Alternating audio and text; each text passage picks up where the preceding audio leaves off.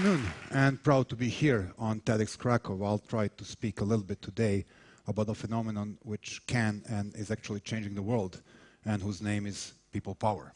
I'll start with the anecdote, or for those of you who are Monty Python lovers, a Monty Python type of sketch. Here it is. It is December 15, 2010. Somebody gives you a bet. You will look at a crystal ball, and you will see the future. Future will be accurate, but you need to share it to the world. Okay? Curiosity killed the cat.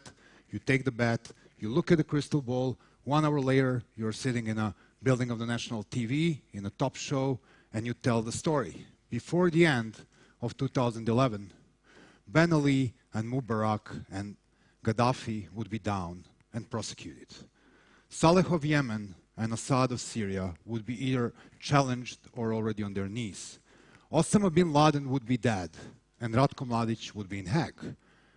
You know, the anchor watches you with a strange gaze on his face, and then on the top of it you add, and thousands of the young people from Athens, Madrid, and New York will demonstrate for social justice, claiming that they're inspired with Arabs. Next thing you know, 2 guys in white appear, they give you the strange t-shirt, take you to the nearest mental institution. So I would like to speak a little bit about the phenomenon which is behind what already seems to be the very bad year for bad guys. And this phenomenon is called people power. Well, people power has been there for a while. It helped Gandhi kick Brits from India. It helped Martin Luther King win historic racial struggle. It helped local Lech Walesa to kick out 1 million Soviet troops from Poland and beginning the end of the Soviet Union as we know it. So what's new in it? What seems to be very new, which is the idea I would like to share with you today, that there is a set of rules and skills which can be learned and taught in order to perform successful nonviolent struggle. If this is true, we can help these movements. Well, first one, analytic skills. I'll try where it all started in the Middle East. And for so many years, we were living with completely wrong perception of the Middle East. It was looking like the frozen region, literally refrigerator. And there are only 2 types of meal there. Steak, which stands for a Mubarak Ben Ali type of military police dictatorship, or a potato, which stands for Tehran type of theocracies. And everybody was amazed when the refrigerator opened and millions of young, mainly secular people step out to do the change. Guess what? They didn't watch the demographics. What is the average age of Egyptian? 24. How long Mubarak in power? 31. So this system just obsolete, they expired. And young people of our world have awakened one morning and understood that power lies in their hand. The rest is the year in front of us. And guess what? The same generation Epsilon, with their rules, with their tools, with their games, and with their language, which sounds a little bit strange to me. I'm 38 now. And can you look at the age of the people of the streets of Europe? Seems that generation Epsilon is coming. Now, let me set another example. I'm meeting different people throughout the world, and they're, academics and professors and doctors, and they will always talk conditions. They will say, people power will work only if regime is not too oppressive. They will say, people power will work if the annual income of the country is between X and Z. They will say, people power will work only if there is a foreign pressure. They will say, people power will work only if there is no oil. And I mean, there is a set of conditions. Well, the news here is that your skills bring in the conflict seems to be more important than the conditions, namely skills of unity, planning, and maintaining nonviolent discipline. Let me give you the example. I'm coming from a country called Serbia. It took us 10 years to unite 18 opposition party leaders with their big egos behind one single candidate against Balkan dictator Slobodan Milosevic. Guess what? That was the day of his defeat. You look at the Egyptians, day 5 on Tahrir Square, they get rid of their individual symbols, they appear on the street only with the flag of Egypt. I will give you a contra-example. You see 9 presidential candidates running against Lukashenko, you will know the outcome. So unity is a big thing, and this can be achieved. Same with planning. Somebody have lied to you about a successful and spontaneous nonviolent revolution. That things doesn't exist in the world. Whenever you see young people in front of the road trying to fraternize with the police or military, somebody was thinking about it before. Now, at the end, the nonviolent discipline, and this is probably the game changer. If you maintain nonviolent discipline, you will exclusively win. You have 100,000 people on a nonviolent march, you have one idiot or agent provocateur throwing stone, guess what takes all the cameras? That one guy. One single act of violence can literally destroy your movement. Now, let me move to another place. It's selection of strategies and tactics. There are certain rules in nonviolent struggle you may follow. First, you start small. Second, you pick the battles you can win. It's only 200 of us in this room. We won't call for the March of Million, but what if we organize spraying graffiti throughout the night all over Krakow city?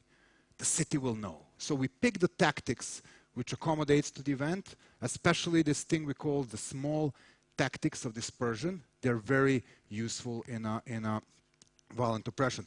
We are actually witnessing the picture of one of the best tactics ever used. It was on Tahrir Square, where international community was constantly frightened that, you know, the Islamists will overtake the revolution. What they've organized, Christians protecting Muslims where they are praying, Coptic wedding cheered by thousands of Muslims.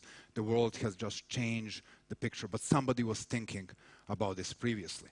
So there are so many things you can do instead of getting into one place, shouting and, you know, showing off in front of the security forces.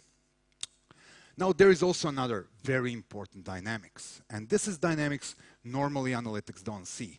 This is dynamics between fear and apathy on one side and enthusiasm and humor on another side. So it works like in video game. You have a fear high, you have status quo.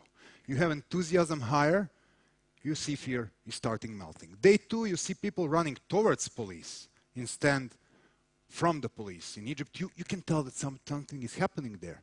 And then it's about the humor. Humor is such a powerful game changer. And of course, it was very big in Poland. And you know, we were just a small group of crazy students in Serbia when we made this big skit. We put the big petrol barrel with a, you know, portrait picture of Mr. President on it in the middle of the mainstream. There was a hole on the top. So you could literally come, put the coin in, get a baseball bat, and hit his face. Sounds loud. Within the minutes, we were sitting in a nearby cafe having coffee, and there was a clue of people waiting to do this lovely thing. Well, that's just the beginning of the show. The real show starts when the police appears. What they will do? Arrest us? We are nowhere to be seen. We are like 3 blocks away observing it from our, you know, espresso bar. Arrest the shoppers with kids? Doesn't make sense. Of course, you could bet. They've done the most stupid thing. They arrested the barrel. And now the picture of the smashed face on the barrel with the policeman dragging them to the police car, that was the best day for the photographers from newspapers that they ever will have. So, I mean, these are the things you can do, and you can always use the humor. There is also one big thing about the humor. It really hurts, because these guys really are taking themselves too seriously. When you start to mock them, it hurts. Now, everybody is talking about His Majesty, the Internet, and it is also a very useful skill. But don't rush to label things like Facebook revolution, Twitter revolution. Don't mix tools with the substance. It is true that internet and new media are very useful in making things faster and cheaper. They make it also a bit safer for the participants because they give the part of anonymity. We are watching the great example of something else internet can do. It can put the price tag of state-sponsored violence over nonviolent protester. This is famous group we are all Khaled Said, made by Wael Ghonim in Egypt and his friend. This is the mutilated face of the guy who was beaten by the police. This is how he became the public, and this is what probably became the straw which broke camel's back.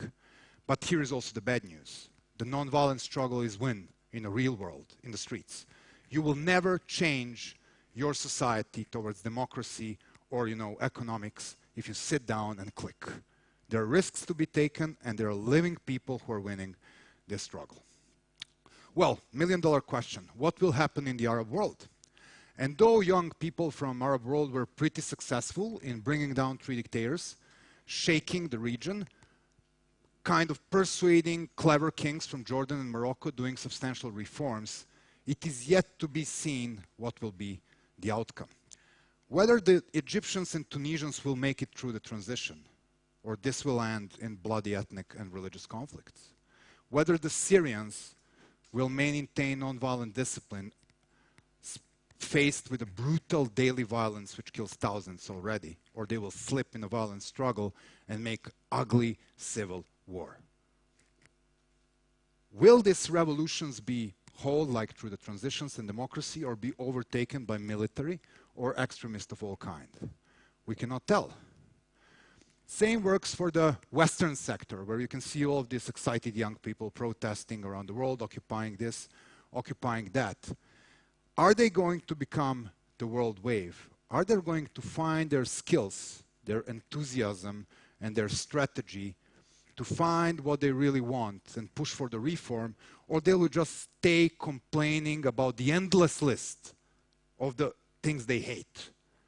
This is the difference between two towns. Now, what the statistics has. My friend's book, Maria Stefan's book, talks a lot about the violent and nonviolent struggle, and there are some shocking data. If you look at the last 35 years and different social transitions from dictatorship to democracy, you will see that out of 67 different cases, in 50 of these cases it was nonviolent struggle which was the key power. This is one more reason to look at this phenomenon. This is one more reason to look at the generation Epsilon. Enough for me to give them credits and hope that they will find their skills and their courage to use the nonviolent struggle and thus fix at least the part of the mess our generation is making in this world. Thank you.